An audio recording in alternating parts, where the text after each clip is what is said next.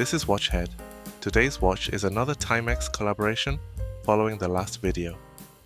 I originally wanted to cover a different watch first, but the one I ordered months ago still hasn't arrived, so I'm introducing the one that got here first.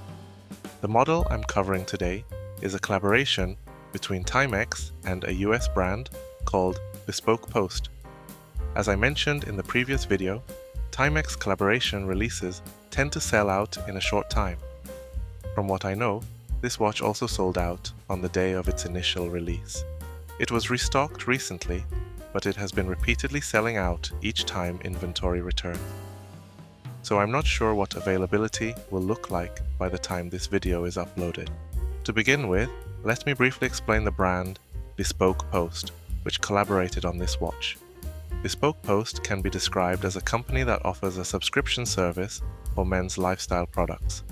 I visited their site out of curiosity, and the items they sell are very American in tone and quite masculine in style. There were also quite a few products that matched my taste, so I considered signing up for a subscription box, but since they only ship within the US, I decided not to proceed. Before coming across this watch, it wasn't a brand I was familiar with, but after looking into it, it seems to have solid recognition and a loyal following. Perhaps because of that, when this watch first launched, it appears to have sold out within just a few hours. I hesitated briefly during the initial release and missed out, but I was able to purchase it when additional stock arrived recently. The first impression, just as you can see in the video, is that the overall design carries a strong vintage mood. The slightly rough, unrefined cushion case, paired with a top hat style domed crystal, really reinforces that character. Recently, Timex has been releasing many models that draw from its own design library, and this watch can be considered one of those examples. In my Marlin chronograph video, I mentioned that watch was revived based on a Timex design from the 1970s Viscount.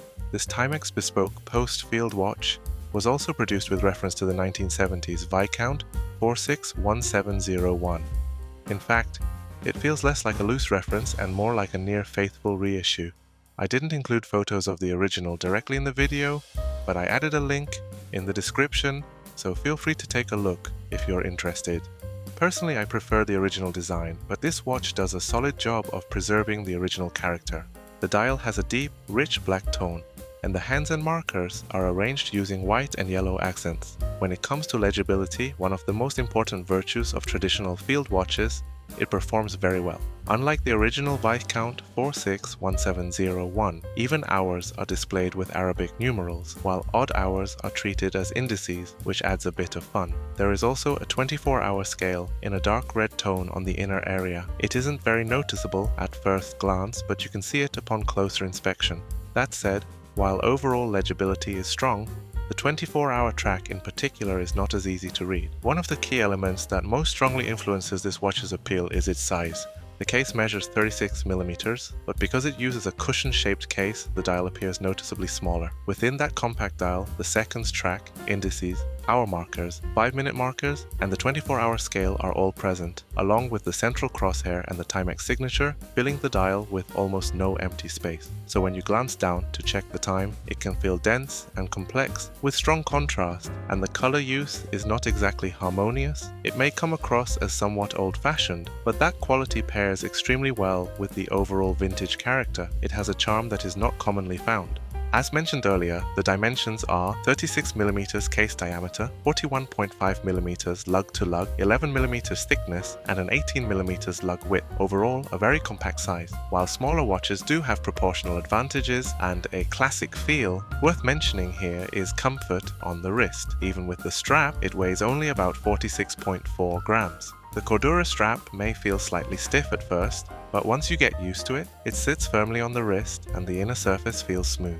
Personally, this is one of my preferred strap options when swapping straps on a field watch. It also includes quick-release spring bars, which improves convenience. The lug width is 18mm, not 20mm, but fortunately it is an even number. The movement. Since this is a Timex, there are 2 points that are worth mentioning. First, there is no indiglow. It looks like it could have it, but it does not. While it would be a nice feature to have, it feels a bit disappointing for a Timex that it lacks that feature. Second is the ticking sound of the seconds hand. It's difficult to describe precisely, but in everyday life I have not really noticed it. Compared to the MK 1 quartz I introduced previously, it is clearly quieter. It is somewhat louder than some of the Seiko or Citizen watches I own, but personally I would still say the ticking is at a level that is not noticeable in daily use. Beyond that, the crystal is a domed acrylic, and the water resistance is rated at 50 meters, both of which feel slightly disappointing.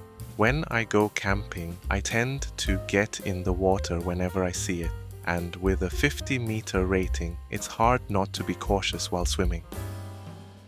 That covers the Timex Bespoke Post field watch. My personal impression is that because the design is so distinctive, it may be difficult to use as a truly versatile do-everything watch. However, despite that, I expect I will wear it often. The vintage character that comes from the size and overall design is very appealing, and the comfort is also excellent, so in practice I have been wearing it frequently lately.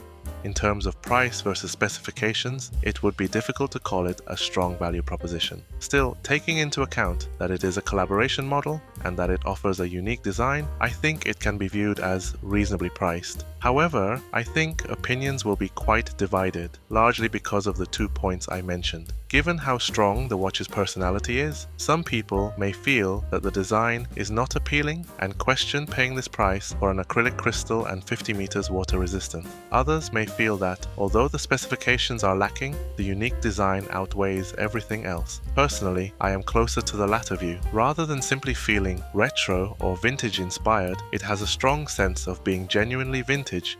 At the same time, it feels like a watch with a very unusual balance, one that I personally like, but would still hesitate to broadly recommend to others. With that said, I'll wrap up here for today. Thank you for watching. This was Watchhead.